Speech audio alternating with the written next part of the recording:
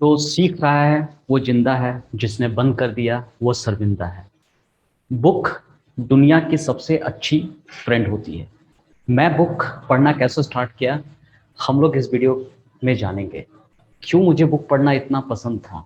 मैं मैथ्स का टीचर था, लेकिन फिर भी मुझे लिटरेचर से इतना ज़्यादा प्यार क्यों था। क्यों मैं फिक्शन बुक, नॉवेल बुक पढ़ता था, और इसकी शुरुआत कहाँ से हुई है। एक एक चीज़ हम लोग जानेंगे।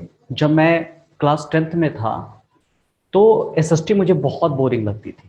इसलिए बोरिंग लगती थी क्योंकि मैं क्रिश्चियन पब्लिक स्कूल में इंग्लिश मीडियम में ज्वाइन किया, और वहाँ पर इंग्लिश मेरी खराब थी। तो मुझे बहुत सारा चीज़ समझ में नहीं आता था। तो मैंने क्या किया कि एनसीईआरटी का इंग्लिश में भी बुक था और उसी का एग्जैक्ट हिंदी में भी बुक था। तो मैंने क्या किया, इंग्लिश भी पढ़ता था, हिंदी भी पढ़ता था, ताकि दोनों को कोरिलेट करके आसानी से मैं समझ पाऊँ। तो वहां से मुझे इंटरेस्ट जागा। जब मैं हिस्ट्री पढ़ता था मैं कोरिलेट कर पाता था कि अच्छा इस तरह से हिस्ट्री पढ़ी जाती है। तब मुझे बहुत मजा आया, और जब मैं एग्जाम में लिखने लगा तो किसी क्वेश्चन का अगर आंसर लिखना होता था तो मैं अच्छा खासा लंबा आंसर उसका लिखता था। भले उसको शॉर्ट में लिखना होता था, लेकिन फिर भी मैं उसका आंसर अच्छा खासा लिखता था। जिसके कारण मेरे एक टीचर बसंत सर थे, वो हैरान रहते थे कि इतना ज़्यादा आंसर ये लिखता कैसे है।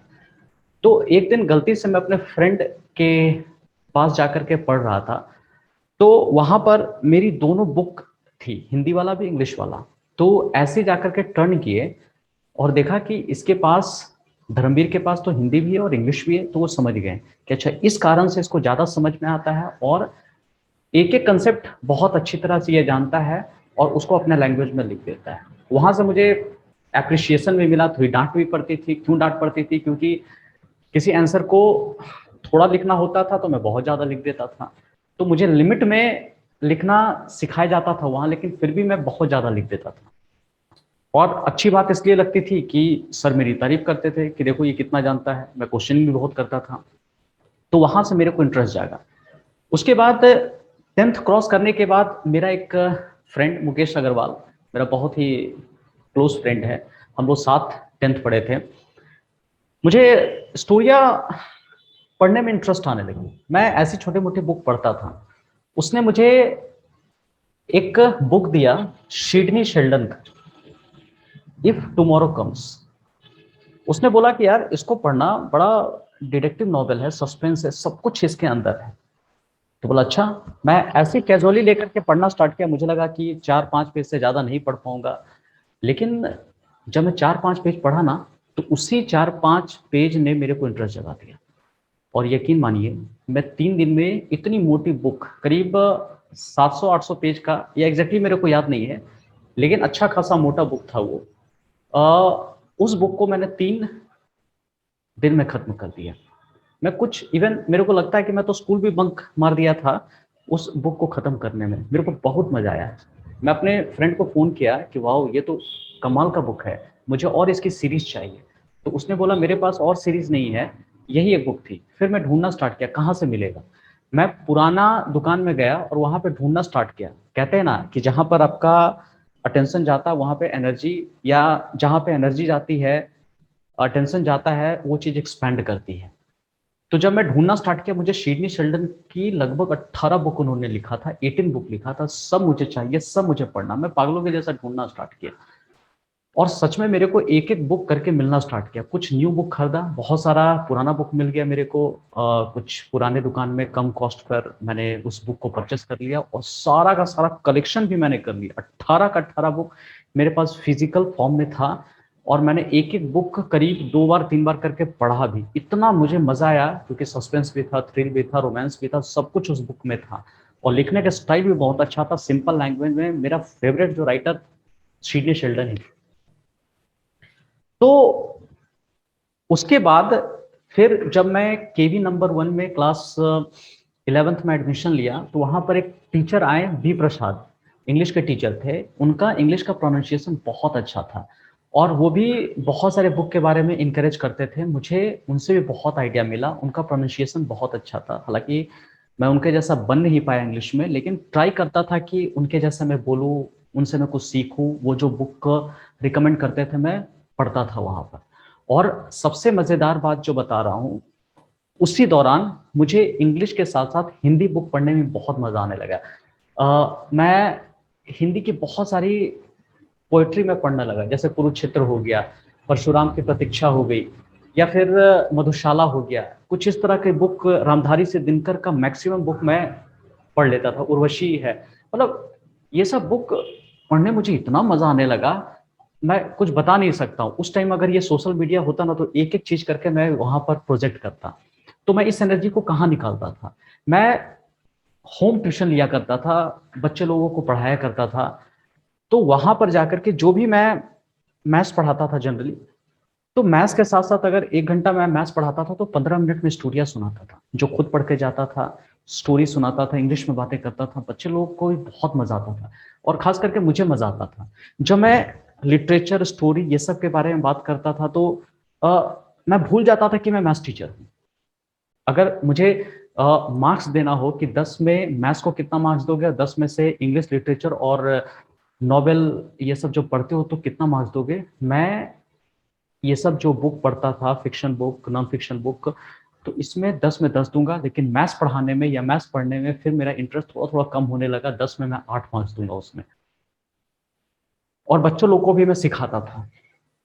जब मैं स्कूल ज्वाइन किया जीजीपीएस, तो वहाँ भी मेरा टीचिंग का यही पार्ट रहता था कि अगर 1 घंटा पढ़ाना है तो 45 मिनट मैं पढ़ाता था, और 15 मिनट मैं मोटिवेट करता था, बच्चों लोगों को स्टोरियाँ सुनाता था। बहुत अच्छी अच्छी स्टोरियाँ मैं सुनाता था जो पढ़ता था, फिक्शन वाली। मतलब बच्चे भी इंटरटेन करते थे, इंजॉय करते थे, और कम समय में लोग मेरे को बहुत ज़्यादा जानना स्टार्ट कर दिए।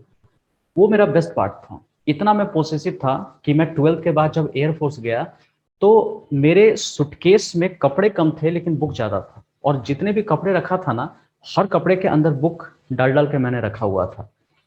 एयरफोर्स जब गया था तो वहाँ पे फर्स्ट डे ही आपके पूरे बैग की चेकिंग होती थी।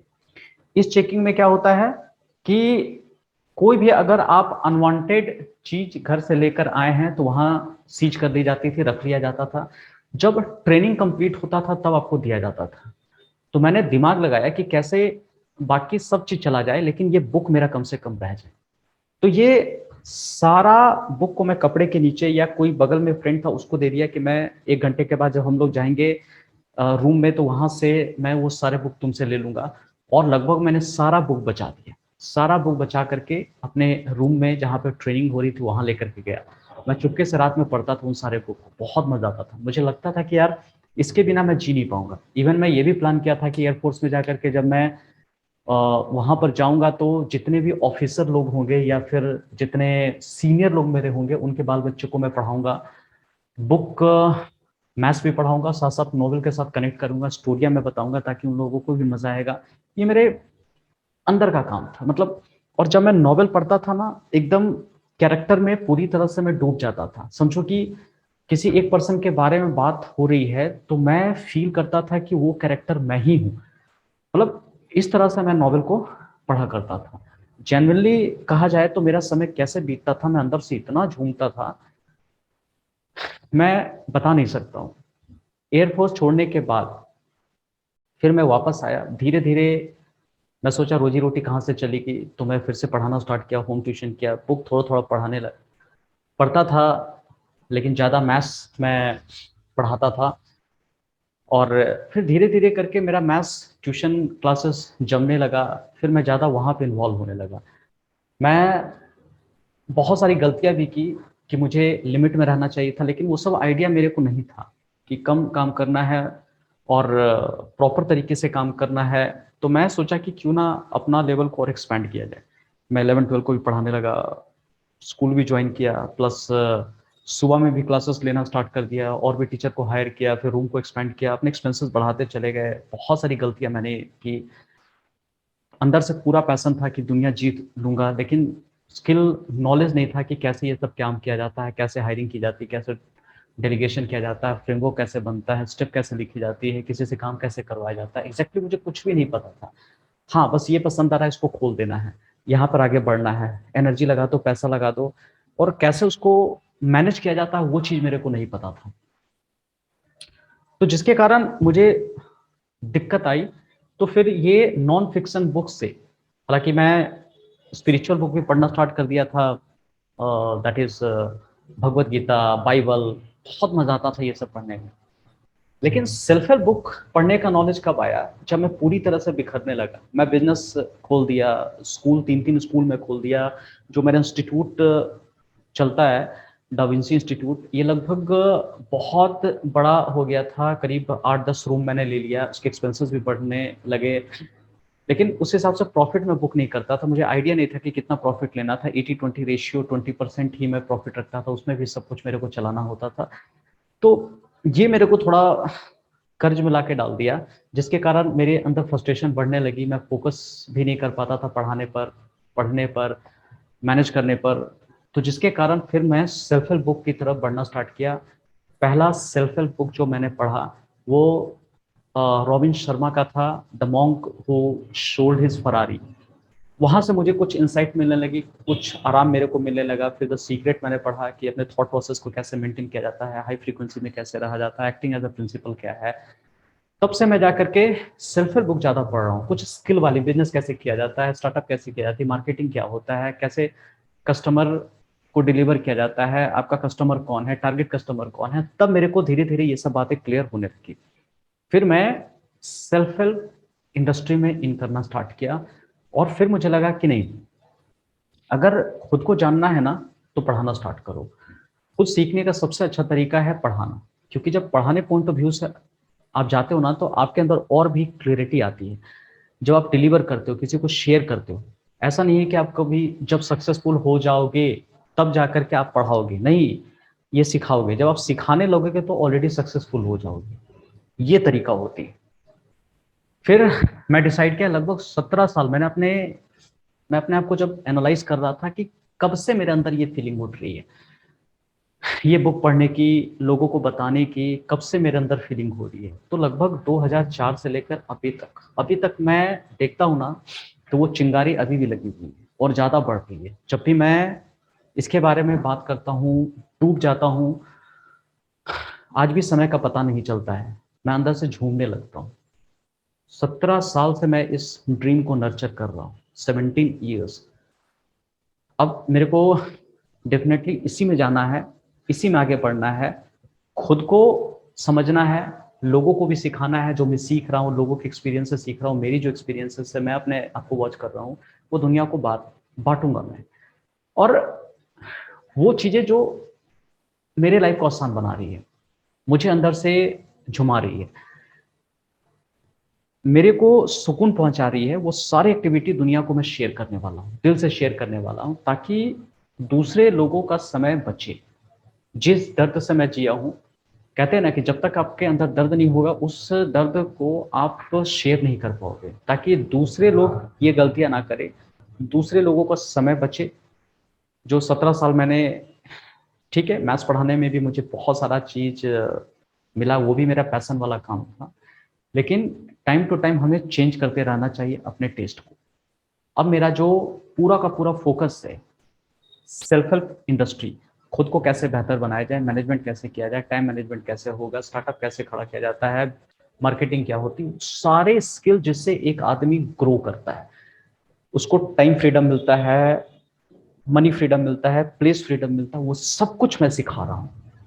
मैं सच में बहुत ज्यादा इंजॉय कर रहा हूँ इस लाइफ। उम्मीद करता हूँ कि मेरी स्टोरी आपको पसंद आई होगी। कौन सी बातें आपको टच की है, कौन सी बात आपको अच्छी लगी है, चैट बॉक्स में जरूर लिखिए, और लाइक करके हमारा उत्साह जरूर बढ़ाइए। शेयर भी कीजिए और सब्सक्राइब भी कर लीजिए, ताकि इसी तरह का कंटेंट आपको मैं देता रहूं। और सुझाव हमेशा जरूर दीजिए, ताकि मैं भी इस कंटेंट को और भी इम्प्रूव कर सकूं। अगले वीडियो में मिलते हैं, बाय, टेक केयर।